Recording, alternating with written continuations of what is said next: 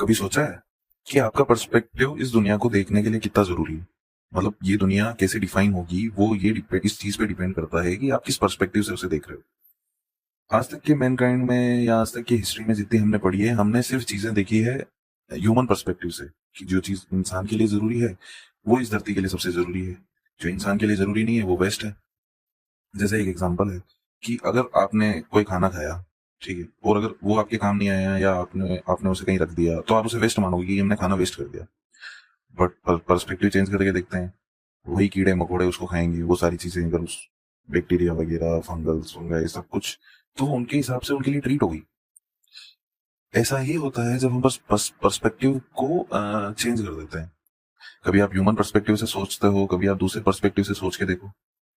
जैसे एक जंगल में घास के पर्सपेक्टिव से आप देखोगे तो उसका रखवाला टाइगर है और हिरण उसका सबसे बड़ा दुश्मन है। लेकिन ह्यूमन पर्सपेक्टिव से देखोगे तो आपको हिरण के ऊपर दया आएगी कि यार ये तो बेचारा मासूम था, इसको खा गया वो खा गया। हालांकि घास सोच नहीं सकती, वो बात सही है।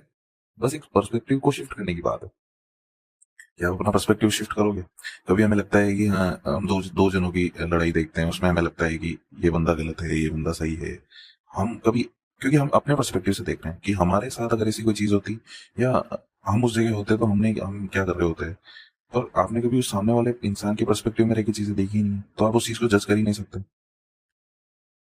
तो मेरे हिसाब से पर्सपेक्टिव बहुत मायने रखता है चीजों में।